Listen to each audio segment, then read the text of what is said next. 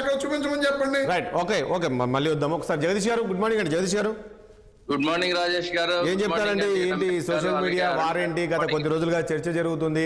మీరేమో అందరికీ సమన్వయం చేయాలి, కానీ ఈ రకంగా వైసీపీలో ఉన్న వాళ్ళని అసభ్యకరంగా పెడుతున్న వాళ్ళపైన చర్యలు లేవు, కానీ మీరు మాత్రం ఇక్కడ టీడీపీ పైన విమర్శలు చేసిన వాళ్ళ లోపల చూసాం కదా ఏ రకమైన ఆరోపణలు చేస్తున్నారు. రమేష్ గారు ఈ బూతులకు ఆజ్యం పోసిందే టీడీపీ అనే విధంగా కామెంట్ చేశారు.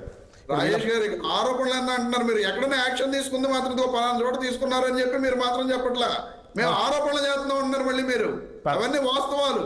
ఓకే, మేము కంప్లైంట్ పెట్టిన దాని మీద పలానా చోట మేము రిమాండ్ కి పంపించాం అని చెప్పి ఎక్కడైనా చూపించమండి.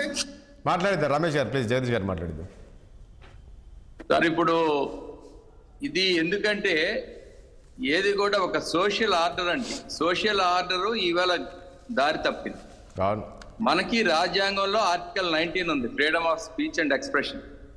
భావ వ్యక్తీకరణ స్వేచ్ఛ అన్నది అసలు ప్రజాస్వామ్యంలో అది పెద్ద విలువైన ఇది మనకి ఇచ్చే అదృష్టం. అది మన ఎంతో మంది కష్టపడి మనకు స్వాతంత్రం తెచ్చి రాజ్యాంగాన్ని రాసిన తర్వాత ఇచ్చారు అందుకు.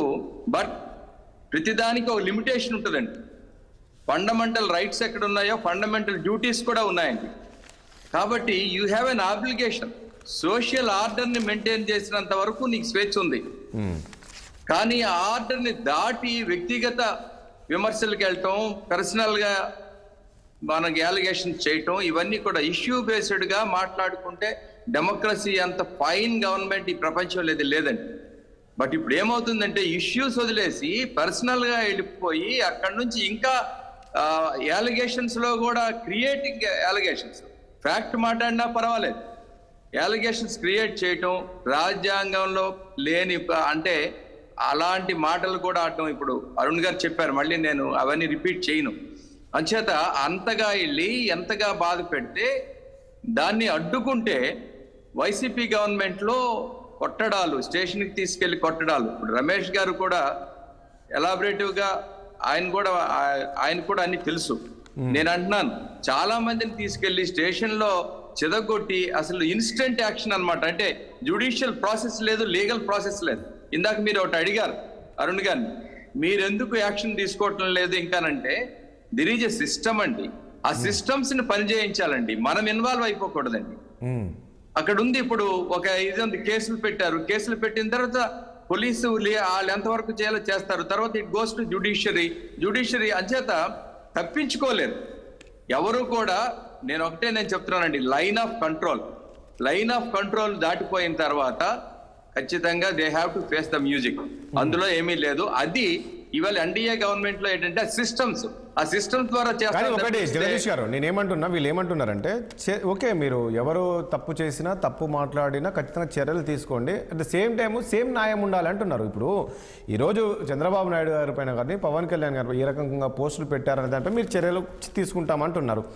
ఇదే ఇటు జగన్మోహన్ రెడ్డి మీద కానీ వాళ్ళ కుటుంబ సభ్యులపైన కావచ్చు, వాళ్ళ చెల్లి పైన పెట్టారు, మరి వారిపైన ఎందుకు చర్యలు తీసుకోవట్లేదు? లేటెస్ట్ కూడా పెడుతున్నారు, అసభ్యకరంగా పోస్టులు పెడుతున్నారు, మరి వారిపైన వాళ్ళ మీద కూడా కేసులు పెట్టారు కదా సార్.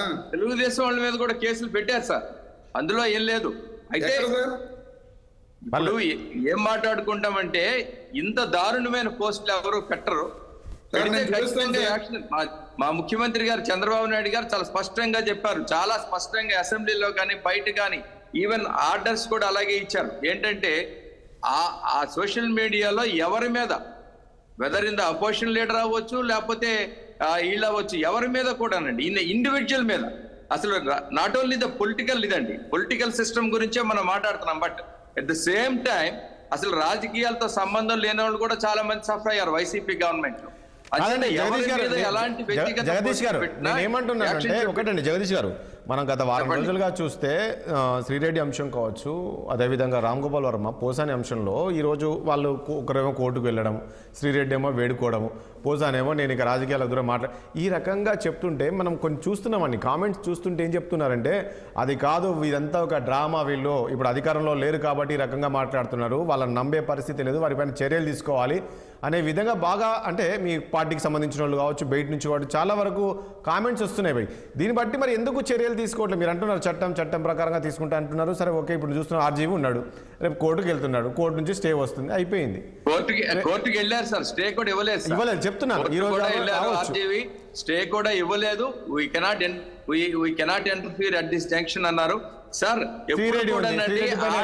చాలా ఎక్కువ అండి మీకు యాక్షన్ వల్ల ఏముండదండి. ఇప్పుడు వాళ్ళు భయపడతా ఉన్నారు చూడండి, అది సైకలాజికల్ ఫీర్ అండి. ఆ ఫీర్ అనేది మనిషిని తినేస్తుందండి. ఇప్పుడు అందుకే అది అసలు మనకేంటి సార్, భారతదేశంలో చట్టంలో ఏముందంటే కరెక్షన్, పనిష్మెంట్ కాదు. పనిష్మెంట్ కూడా దేనికంటే మనిషిని మార్చాలి, మనిషిని మార్పు తీసుకురావాలి. ఆ మార్పు తీసుకురావాలంటే జ్యుడిషియల్ ప్రాసెస్ లో ఉన్న ఆ టెన్షన్ ఇవాళ క్రియేట్ చేస్తున్నామండి. అది క్రియేట్ చేయడం కాదు, దట్ ఈస్ ద సిస్టమ్. నేను అందుకే అంటాను, ఆర్జీవి హైకోర్టుకి వెళ్ళారు, హైకోర్టుకి వెళ్ళిన తర్వాత హైకోర్టు ఏం చెప్పింది, మేము ఇటు పరిస్థితిలో కూడా ఇంటర్ఫియర్ కాలేం. సో అతను డోర్స్ క్లోజ్ అయిపోయినాయి. Some day he will be arrested, అందులో ఏమాత్రం ఇష్యూ ఇదేట్ లేదు. కానీ ఈ మధ్యలో ఆ టెన్షన్ అతనికి ఎంత ఇది ఉంటా ఉంది. అంచేత దిస్ ఈస్ ద ఫైన్ ఇదండి డెమోక్రటిక్ సిస్టమ్ లో అదండి.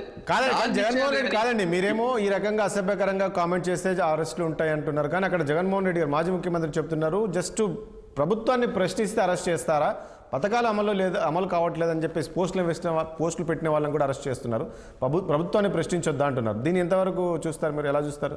అసలు జగన్మోహన్ రెడ్డి గారు ప్రజాస్వామ్యం గురించి, రాజ్యాంగాల గురించి మాట్లాడితే చాలా అంటే అది making the మాకరీ of the democracy అండి.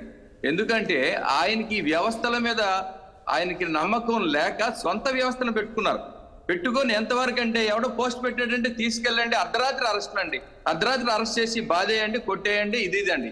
మనం చూసామండి. అందుకే నేనేమంటానంటే అల్టిమేట్ గా వన్ థింగ్ సార్, ఎవరు లైన్ ఆఫ్ కంట్రోల్ గవర్నింగ్ ఎవరైతే అసలు ప్రభుత్వంలో ఎవరున్నారో వాళ్ళు షుడ్ బి రెస్పాన్సిబుల్ గా ఉండాలండి. రెస్పాన్సిబుల్ గవర్నమెంట్, కస్టోడియన్ గవర్నమెంట్ ఉన్నప్పుడు ఖచ్చితంగా ఇవేమి ఉండవండి. వాళ్ళు అసలు రాజ్యాంగ పరంగా ఏం చేస్తారండి, రాజ్యాంగాన్ని అనుసరించి పరిపాలన చేస్తాం, రాజ్యాంగాన్ని అనుసరించి మేము రక్షిస్తాం ప్రజలకి అన్ని. అలాంటి జగన్మోహన్ రెడ్డి గారు ఏ విధంగా వాడుకున్నారో వ్యవస్థల్ని, ఇవాళ వాళ్ళందరూ దే ఆర్ ఫేసింగ్